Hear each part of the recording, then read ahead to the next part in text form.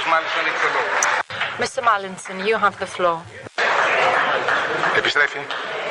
Ναι, μας έφυγε. Mr. Mallinson seems to have escaped us.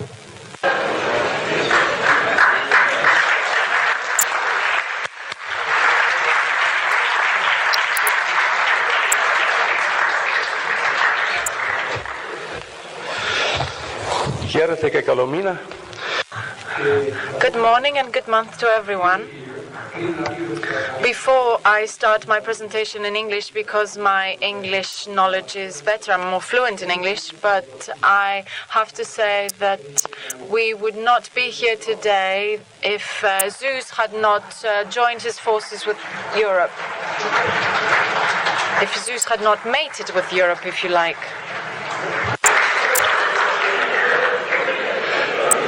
So, if you don't mind, ladies and gentlemen, and anybody else, I am going to give you the title of my small chat, which is Europe and Greece, from Dream to Nightmare.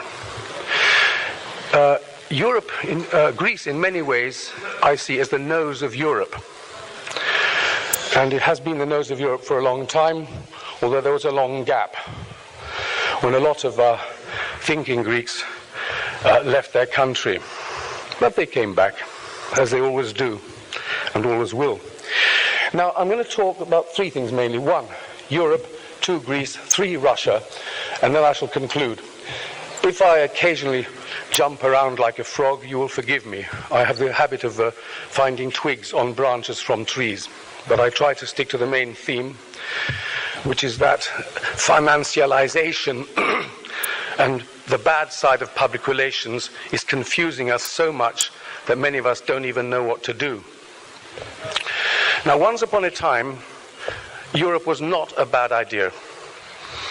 Let's not forget that for 200 years we had a Roman peace, the Pax Romana, when people like Hadrian, Adrianos, and even Nero loved Greece.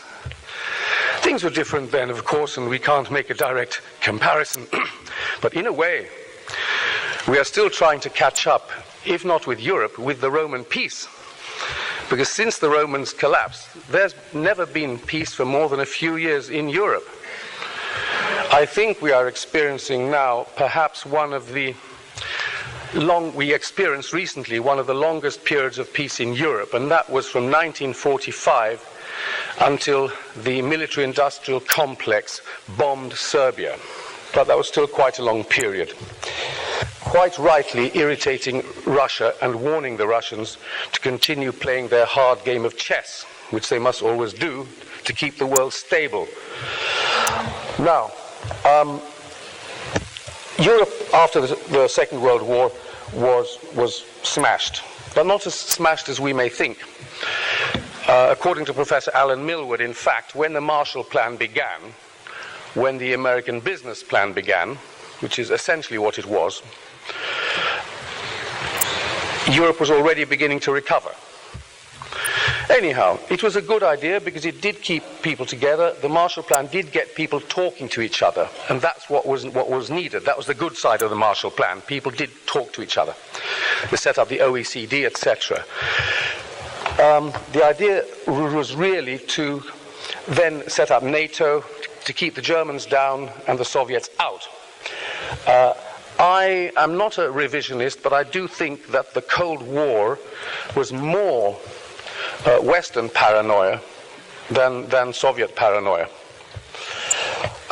We then see the Americans, and this came up yesterday, pushing very hard for united Europe under their control in the guise of a European army. Even if the European army had worked, it would still have been under US control. Because to operate, it would have needed the permission of the NATO Supreme Commander, who was always an American. Just like now with the current ESDP arrangement we have in Europe. The US has always needed to control. It's understandable. It was a huge world economy. Things were good at the time. I think all of us in this room were probably once fairly enthusiastic about the European idea. Things change. the same things return with different colors, as Guicciardini said. So the European defense community failed by one vote, because a French prime minister called Monsieur Mendes France, and that's a funny story behind that. Anyhow, all the time the US was pushing Britain, pushing Europe, get going, but Britain was still being difficult, because Britain was still big and powerful, although it was going down. So Britain wasn't obeying everything the US said at the time, but it was subject to financial pressure from the US. The US kept pushing the European coal and steel community. In the end, it began without even consulting Britain. Bevin was furious, I read. He was furious, the foreign minister who my friend over there just mentioned. Then it all starts, euphoria, 1958, wonderful things happen. At the same time, de Gaulle comes along. De Gaulle wasn't like us, but he had something of us, because he said, eh bien, we have Europe, but we do not want a supranational state. Let us have a Europe of nations. On the one hand, he wanted Europe independent of America, but he also wanted Europe independent of France. Both. Well, it's a long story, and we can't have a whole lecture on Le Brave Général, on this amazing general. Things were not so bad in Europe, with France as top dog. But then, the gold standard was smashed in the early 70s, and the dollarization of oil began. Things never happen immediately. So let's jump now to the fall of the Berlin Wall. By this time, financialization and globalization had begun. By globalization, I read financialization, because finance was taking over from social policies, even within Europe. Less social policies, but more policies based on finance. Now, in 1989, what happened really was the capitalists lost their devil, and the communists lost their god. That is a quote by Themistoklis Chrysanthopoulos, whose son is here today, both of them ambassadors. And then the unification. Now, there was a deal, and that was alluded to yesterday, between France and Germany, because of course there would be no Europe without the Axis anyway, the Franco-German. As we know, de Gaulle, 1963, he realized you must be friendly towards the Germans. That's when Germany was a political dwarf, but an economic giant. Today, the balance has changed. So what happened was that the French said, okay, we will give up our proud franc. No, sorry, wait, the Germans, excuse me, they said, all right, we will give up our mark, but you, France, will agree to an expansion of Europe. That's a historical inevitability. It's a historical thing. The same things return to different colors. Until today, we have what is becoming a de facto Euro Deutschmark. So you don't need the title. Right.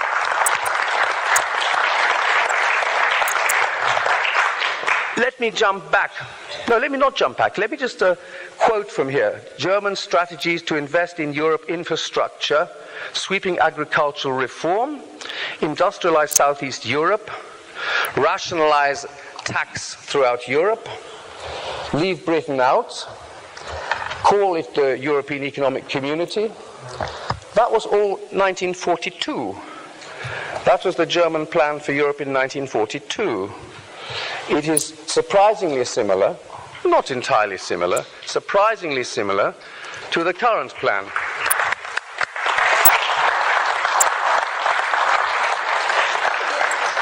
There's nothing good or bad about this. I'm not criticizing the Germans, although I think there is an excess of logic sometimes, which worries me a bit, which doesn't take into account the human factor of greed, lust, love. Because our international relations people don't like reality. They like their Procrustean models. They cherry pick. They make all their many theories. The reality is human nature, and with extreme Friedman with extreme neoliberal policies, anti-Keynesian policies, the human greed runs rife, goes wild, because this wonderful Friedman model does not take into account human behavior. It assumes we're all wonderful, perfect people. But it ain't like that in reality. You need some control. You need the state. And in the name of destroying the state, the so-called third way and all that, that was a con trick if ever I saw one. In the name of destroying the state to be more democratic, one creates a complete totalitarian system. 1984. It's here. In 30 years. Oh yes, this year Orwell was being proven correct. And I'm not just talking about the zombie apocalypse with everyone walking around like this and no longer thinking because, to think you need time not to think. And that's another characteristic of everything. People are not given time to even think. If you look at the language of financialization, how many of us really understand it? How many financiers fully understand what they're saying? They are sloganizing. There's a lot of sloganizing, not just in politics, even in financialization, because even the financiers are the new politicians. And I don't dislike them, but at the very base, let's get down through the bone to the marrow. It is the owners of the banks we're talking about. And there aren't that many. And they are the ones who are hand in glove with certain members of certain governments who are not conspiring. That's childish. They're simply planning. You don't have to use your silly word conspiracy theory. They're simply planning. It's a human weakness. Too much planning, isn't it? Now, how much longer have I got? I don't want to take anyone else's space. Έχω ακόμα λιγάκι, μερικά λεπτά, να συνεχίσω λιγάκι, να μου πεις αν... Yeah, that is... I don't want to take our Russian friend's space, because I know he's going to say some beautiful things. Now then, you may not like this, but I'm going to criticize Greece a bit, because we have sometimes to study our own navals. Although I'm the British representative, I happen to live here. Let me go back to 1976, when Greece was already thinking about getting into Europe, etc., after the fall of the junta. There's a British diplomat, and he finds a French diplomat, and this is what the French diplomat said about the Greeks. Mr. Villemur of the French embassy was very worried about the lack of Greek statistics. He even wondered if the statistics existed at all. Don't forget Mr. Taperman in 2002 and going in the euro, Mr. Simitis. Same statistics. And even when the French tried to take statistical information, the Greeks became very secretive. Oh. He was worried about a very small number of Greek civil servants who understood the real problem. Only 3 or 4 did all the work. Let's jump to 1981. 1981. The British ambassador writes, the Greek public service is bureaucratic, slow, and very politicized. It is difficult to reform this. When the government and the citizen come face to face, the bureaucracy is inhuman. It is partly an Ottoman bureaucratic tradition, which loves documentation.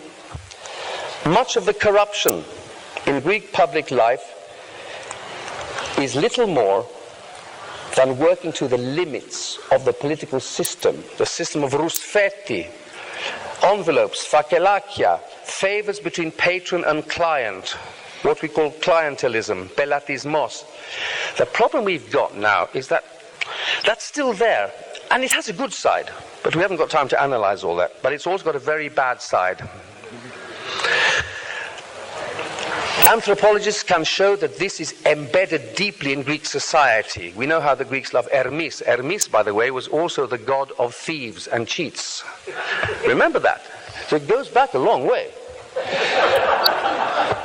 And I love it, but it can have its excesses. And when you get what a Marxist would call the comprador bourgeoisie, for example, here in Greece, cooperating with their foreign equivalents in the IMF and in Brussels, you get catastrophe, which is what we've got now. When we lose our own sovereignty, you get catastrophe, which we're getting now. I'm sure our Icelandic friend will understand that more than anybody, because I heard very carefully what he said. Now, here's what he wrote. Example, the local member of parliament in Greece persuades a minister to find a job for the son of one of his customers.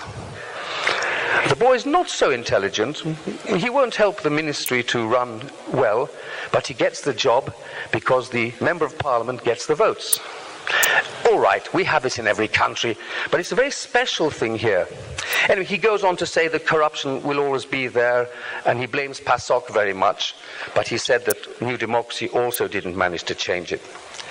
So I'm coming to an end now, because I don't want to confuse you or myself too much, because in each sentence there is a whole book that I've given. I have a tendency to do that, but I simply want to throw darts of thought at you, friendly darts, without an explosive head.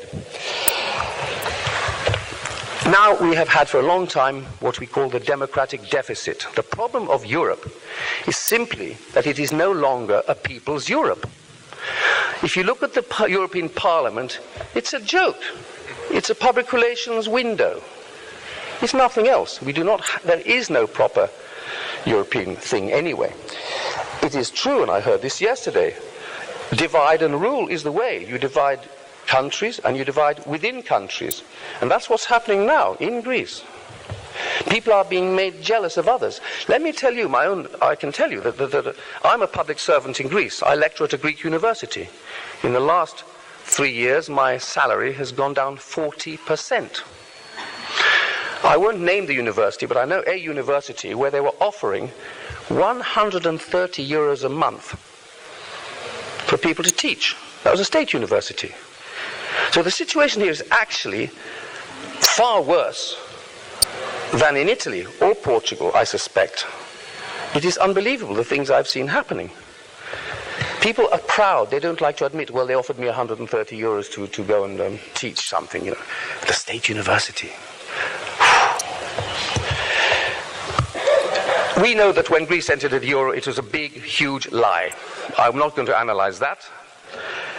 But I was shocked when in 2007 I was sitting with my wife in Santorini, and we suddenly saw, the American subprime scandal. She knew more than I did then, because she felt more. And that's where it all began, because what happens immediately when the dollar was under threat, the Europeans immediately supported the dollar. And I said, something smells here, though she did, and she was proven completely correct. Look where we are now. A lot of the modern cycle started then. So look, let me begin to conclude, because I think I've said enough, except I must mention now Russia, because I didn't mention Russia. There is behind all this a so-called Cold War Western paranoia mentality of keeping the Russians out of Greece.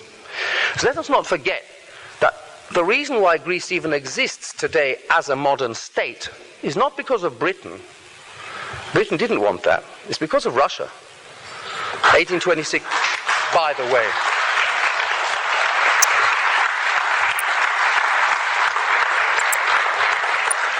1826 protocol.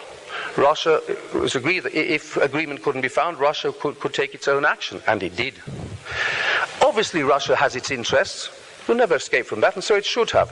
But now Russia no longer has trust in Greece. And no wonder, after the Karamanlis story of Bourgas Alexandroupolis, when Karamanlis he went to Moscow, he tried to get the Russians to trust him again and be a reliable chap, and he was threatened. It is still being investigated by the Greek public prosecutor, so this is not conspiracy. But I hope one day the truth comes out as to what happened to poor Konstantin Karamanlis, who for me was one of the min chiron veltiston. He was less bad than many, at least as regards what he wanted to do with Russia. Maybe he saw the Russians offered the Cypriots, remember, a very nice loan. They could have offered the Greeks a big one, which would have kept some of the IMF out, some of the Troika out. Look at Ukraine now. Think about all these things that are going on. Who is furious about Ukraine? The banks, the shareholders, not the people of Europe. I'm not furious that Ukraine is closer to Russia. You know, no. Who are these people? Who are these? It's quite bizarre, and they're making a big story of it. So look, let me conclude, and I'm sorry I've said rather a lot, too much, rather fast. The conclusion is, let us not be naive. No Europe at all means problems, anarchy and chaos. No Europe will not kill a German excess of logic. It could exacerbate the bad side of history. So we've got to leave the euro. That's the first thing you've got to do.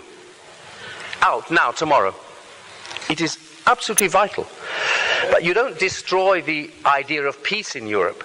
The common agricultural policy, there's so many institutions that it would be an almost impossible task to just get out of Europe, because then you become an Albania, Horja, no Russia, no China, and then, So you have to get out of the euro, show you are sovereign, do your own spending again, and then try and destroy the bad sides of Europe. Look, I think I'm going to stop there because I said enough. But we should follow the British approach in some respects, because it's very intelligent at the moment. The British people especially. I've said enough. Thank you. Thank you.